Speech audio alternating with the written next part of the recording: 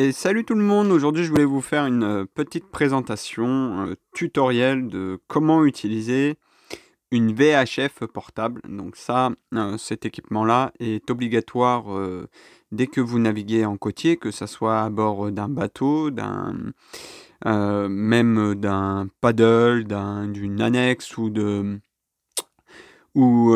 d'un kayak de mer. Voilà, cet équipement de sécurité est obligatoire à bord de votre navire et au-delà de la partie obligatoire, il faut savoir s'en servir. C'est ce que je me suis aperçu, c'est qu'il y a des gens qui ne savent pas s'en servir, mais pas du tout. Je l'ai vu moi-même il y a quelques années où sur une plage, on captait pas du tout le téléphone et les personnes qui avaient loué un bateau avait donc une petite VHF comme celle-ci et ne savait pas s'en servir pour appeler le secours. Il y avait une personne à bord du bateau qui avait le fémur de cassé. Donc voilà, c'était extrêmement grave la situation et les secours pouvaient pas forcément intervenir parce qu'ils n'avaient pas toutes les informations. Voilà, donc au-delà de ça, on était 9 en tout. Et ben, je faisais pas le fier parce que j'étais le seul à savoir utiliser une VHF sur les 9. C'est-à-dire que c'était un autre bateau, mais moi j'avais loué un bateau avec des copains, on devait être 6 à bord, et les 3 autres qui étaient sur leur bateau, la seule personne en fait qui savait utiliser une VHF qui avait son permis bateau, malheureusement, c'est elle qui était dans une situation très très très délicate, donc elle ne pouvait pas discuter à la VHF.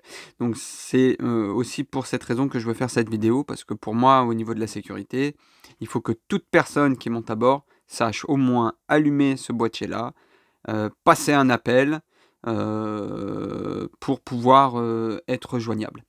Donc une VHF portable, en fait, vous allez avoir des petites limitations avec, puisqu'elle est moins puissante qu'une VHF fixe. Mais vous n'avez pas besoin de certificats spécifiques et autres pour pouvoir l'utiliser. Ça s'utilise comme un talkie-walkie pour la partie terrestre. Donc en gros, cette radio VHF, et elle est constituée d'une antenne. Donc moi, ce que je vous conseille, c'est que cette antenne, bien vérifiée au pied de cette antenne ici, là, au pourtour, qu'il n'y ait pas de corrosion et d'infiltration, parce que sinon, il faut nettoyer, voire changer l'antenne. Ça se trouve sur Internet très facilement, les antennes, vous tapez antenne étanche VHF, vous trouverez facilement des produits de spare. Voilà, je vous parle de ça parce que j'ai déjà vu plusieurs VHF de plusieurs personnes qui en fait n'entretenaient pas leur VHF portable, et le jour où on en a besoin, on se retrouve bloqué parce que ça fonctionne pas correctement. Donc voilà, donc là on a ici l'antenne. Donc cette antenne est toujours à porter vers le ciel, donc de manière verticale. Et si possible, la radio, on essaie de la mettre à hauteur humain, au niveau de la tête. Donc on va dire 1,50 m, voire 2 mètres au-dessus de l'eau, pour qu'elle ait une meilleure portée. Alors pour les kayakistes, c'est plus compliqué parce qu'ils sont assis, donc la portée est beaucoup moins importante. Mais cela dit, sur une portable comme ça de 5 watts, qui est une limitation européenne, les 5 watts en portable, on va émettre, on va porter, donc notre communication peut être écoutée, entendue, à peu près 6000 nautiques autour du bateau. Et pour les petites VHF moins puissantes, hein, donc celle-ci, on peut la mettre en high, c'est-à-dire en haute puissance, ou en low. Et en low, on aura une autonomie d'à peu près 2 à 3000 nautiques. Voilà, vous voyez, donc c'est vraiment très très très court. Donc ici on a l'antenne, ici on a des boutons qui ne se font de moins en moins, donc c'est le squelch, le filtre, j'en parlerai après. Et on a le power volume qui est un bouton tout en un qui permet donc d'activer, d'allumer la VHF et ensuite de régler son volume de 10% jusqu'à jusqu'à 100%. D'accord? Donc j'appuie, hop, elle va s'allumer. Voilà, vous avez entendu le bruit, il y a le petit clic. Là, je suis à 10%. Voilà. Le son est très petit, donc là, c'est du bruit qu'on entend. Et ensuite, on peut monter. Voilà. Ensuite, nous avons ici un bouton PTT, Push to Talk. Ce bouton permet de parler. Donc quand vous parlez, vous appuyez dessus et vous relâchez quand vous souhaitez écouter. Voilà. Ensuite, vous avez donc ici en tout petit le micro. Donc le micro, il faut se mettre à une position d'à peu près 5, voire maximum 10 cm de celui-ci. C'est comme un téléphone portable. C'est petit, c'est proche de la bouche et c'est en direction de la bouche que vous le mettez.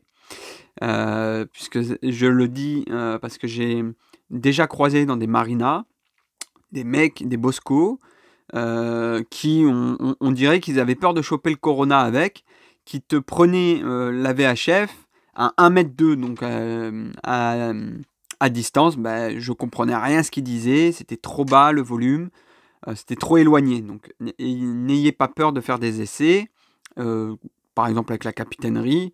C'est un peu leur job aussi de pouvoir y répondre. Ils font souvent leur veille autour de leur port. Donc voilà, vous pouvez faire des essais avec eux. Et là, ce que vous voyez, c'est l'enceinte, voilà, intégrée. Les VHF de nos jours sont quasi tout le temps, même s'il faut se le faire confirmer par le constructeur, sont quasi tout le temps étanches. Hein, donc vous pourrez toujours la porter avec vous suivant les conditions météorologiques. Ensuite, donc, nous avons l'écran et nous avons des boutons. Le plus important à repérer sur les boutons, c'est le bouton numéro 16, enfin le bouton 16, qui est le canal d'urgence, j'en reparlerai après. Et ensuite, les boutons up et down, donc bas et haut, ou plus ou moins, suivant les fonctionnalités qu'il y a. Par exemple, les nouvelles VHF n'ont pas écrit power et volume ici, mais ici ont des boutons écrits volume et d'autres SQL. Vous appuyez dessus, vous pouvez changer le plus et moins ici et régler comme ça le filtre ou la puissance du volume.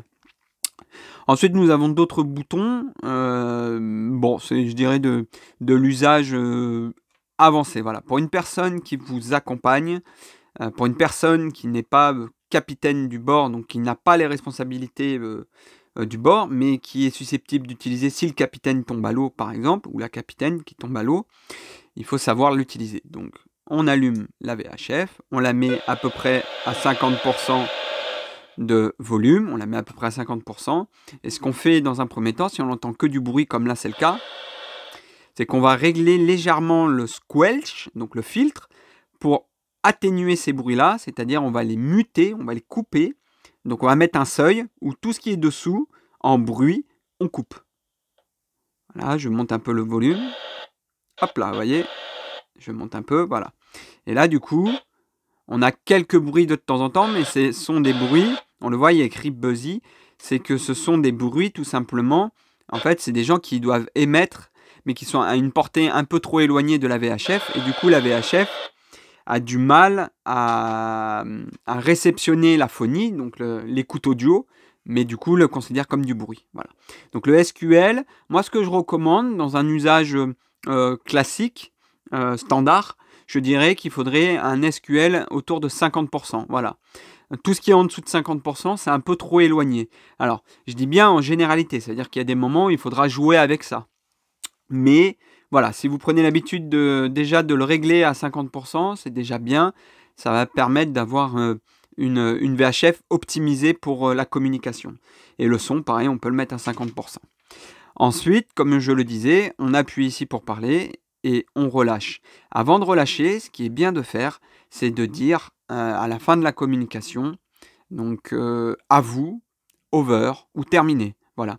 Donc ça, ce sont des mots-clés qui vont permettre de signaler à notre interlocuteur qu'il a la possibilité de parler, puisqu'une VHF, ça fonctionne que dans un seul sens. C'est-à-dire quand une personne parle, l'autre personne ne peut pas parler en même temps. Elle est obligée d'écouter et vice-versa. Vous voyez, c'est pas comme le téléphone. Ensuite, au niveau des canaux, donc là nous sommes sur le canal le plus important, le canal dit du CROSS, donc le canal des secours, le canal d'urgence. C'est le numéro 16, il est international. Donc celui-ci, en principe, tout le monde doit faire une veille là-dessus, c'est-à-dire que tout le monde doit avoir une écoute du moment qu'on est à bord du bateau ou même d'une embarcation, on doit faire une écoute dessus. Ça peut sauver des vies, vraiment. Même moi, en toute honnêteté, je suis pas forcément quelqu'un qui, à l'époque, faisait une veille permanente du canal 16. J'oubliais. Et ben maintenant, j'ai pris l'habitude. Même Isa, qui, quand on va naviguer, elle le sait maintenant. Elle a pris l'habitude de me mettre en place la VHF. Chacun a ses fonctions. Et elle, voilà, elle me met en place l'équipement pendant que moi, je prépare les amarres et tout.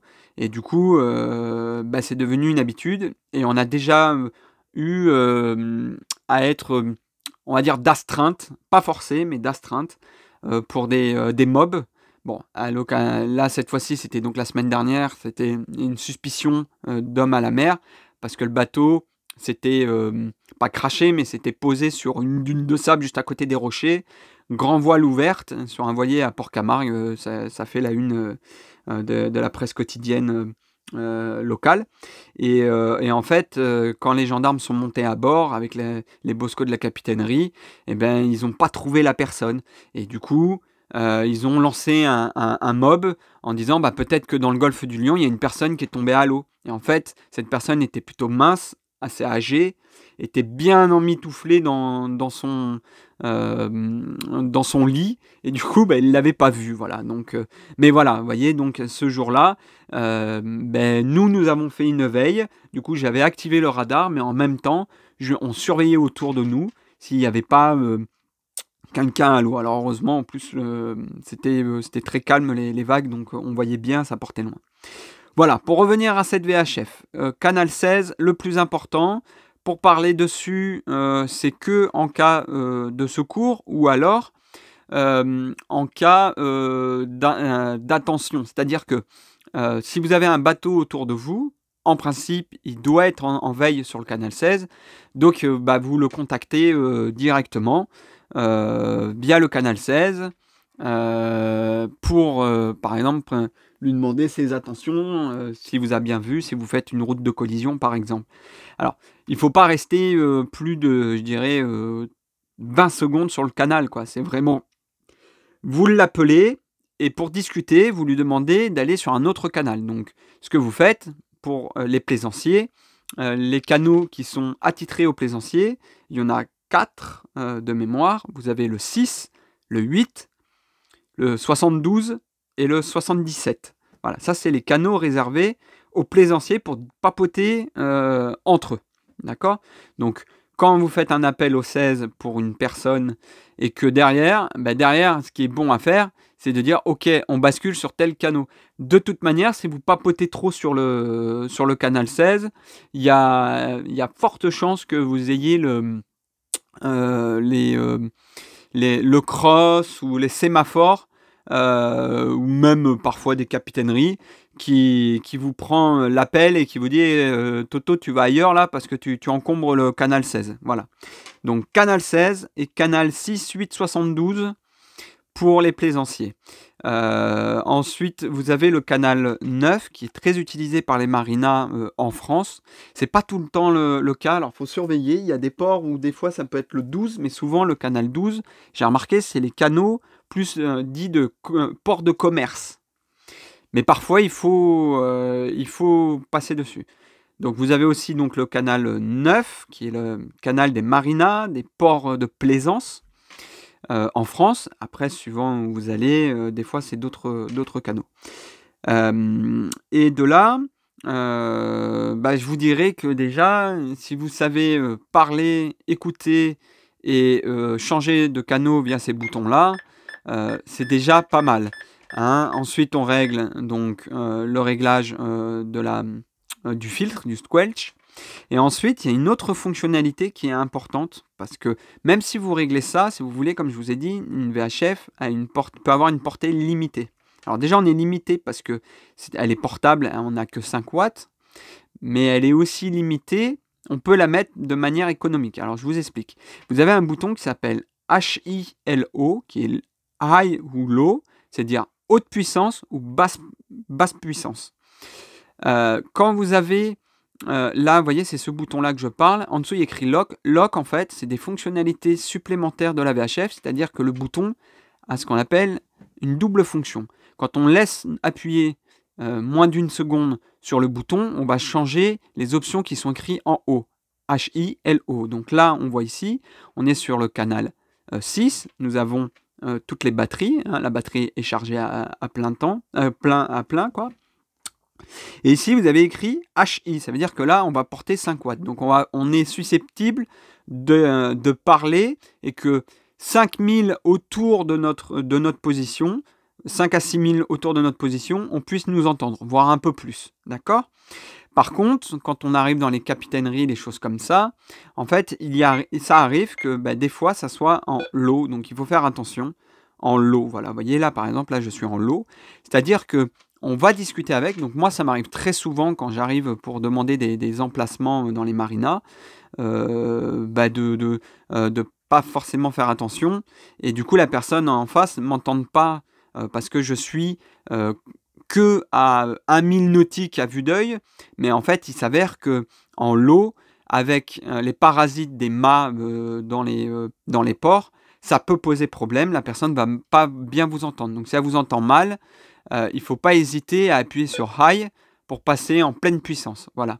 Par contre, quand vous êtes de bateau tout proche, c'est-à-dire à vue d'œil, quand vous voyez le bateau auquel vous voulez discuter, vous pouvez passer en low, ça suffira largement, il pourra vous entendre. Puisque le low, je répète, a une portée de 2000 à peu près, à vue d'œil, hein, c'est à peu près ça. Le low, c'est aussi utile, par exemple, pour les bateaux qui sont un peu plus grands, qui sont entre 40 et 50 pieds, où vous avez une personne qui est aux commandes et l'autre personne qui va préparer le mouillage. Et on peut le faire avec les gestes, mais on peut aussi le faire avec la VHF. On peut communiquer avec deux VHF, un qui est à la barre et un qui est à l'avant. Et du coup, vous pouvez communiquer comme ça, en mode low, voilà, tout simplement. Ou quand il y a du vent, ça peut être pratique aussi. Voilà, ou les catamarans aussi. J'ai déjà vu des catamarans avec les fly decks, les choses comme ça, où les gens s'entendaient pas forcément. Donc du coup, ils passaient par la VHF. Vous vous mettez en low, ça dérange pas autour. Voilà, et high, vous émettez. Alors attention, le low et le high, c'est pas pour recevoir. La réception, c'est uniquement une question d'antenne, donc c'est pas une question de puissance. La puissance, c'est juste que quand vous allez appuyer sur le bouton pour parler. Voilà un peu ce que je peux dire dessus. Et ensuite, on avait le bouton scan. Bon, là, c'est plus pour essayer de choper des conversations sur d'autres canaux. Là, on va voir des scans qui vont se faire sur les canaux qu'on aura définis. Et ensuite, on a des fonctions telles que DW et TRI. Donc, en fait, c'est Dual Watch et Tri Watch. Ça permet de faire des écoutes sur un double canal ou si je laisse mon doigt appuyé sur un troisième canal supplémentaire. Donc là, c'est pareil, vous voyez, lock. Pour revenir à lock, parce que ça, je l'ai déjà vu, j'ai vu des gens qui étaient bloqués là-dessus. C'est que, en fait, si vous laissez votre doigt appuyé dessus, sur ce bouton, vous allez avoir ici une petite clé qui va apparaître. C'est-à-dire que, en fait, ça permet de l'avoir dans la poche. Et du coup, vous pouvez appuyer n'importe où. Vous voyez, ça bip, mais ça ne change rien du tout. Voilà, donc ça permet de verrouiller en fait les boutons. Donc il faut faire attention. Comme c'est une option, c'est une sous-option du bouton, c'est dessous, on laisse notre doigt appuyé et là on désactive cette option-là et on peut aller sur le canal que l'on souhaite. Voilà. Et pour être sûr de voir que notre antenne reçoit bien ou émet bien un signal, on regarde à gauche, le pictogramme qui est à gauche, ici c'est l'antenne, et quand on appuie, tout simplement, on va voir ici que ça monte et ça descend. Regardez, quand je vais sur le canal 6, voilà, j'appuie, donc je peux parler ici, on voit écrit TR pour transmettre, et on voit le maximum de puissance d'émission. Voilà un peu ce qu'il faut savoir, vous voyez, en 20 minutes. Je pense que vous avez la base de comment utiliser ça, qui est pour moi extrêmement important pour tous les navires, pas forcément que les bateaux de plaisance, les bateaux de location, les canoës, les kayaks, les flotte-tubes, les paddles, voilà. Emportez ça. Le coût, on est à un coût de VHF. Alors, premier prix, c'est autour de 60 à 80 euros, mais il faudra mettre des piles dedans, donc des piles jetables ou rechargeables. Et ensuite, une VHF comme celle-ci, c'est à peu près 150 euros pour celle-ci, avec une batterie lithium et le socle de recharge. Maintenant, elles sont même rechargeables en USB, donc vous pouvez avoir une petite power bank avec vous pour les recharger. Voilà, cette petite vidéo touche à sa fin. Je vous remercie à tous et bonne journée. À plus tard. Ciao, ciao.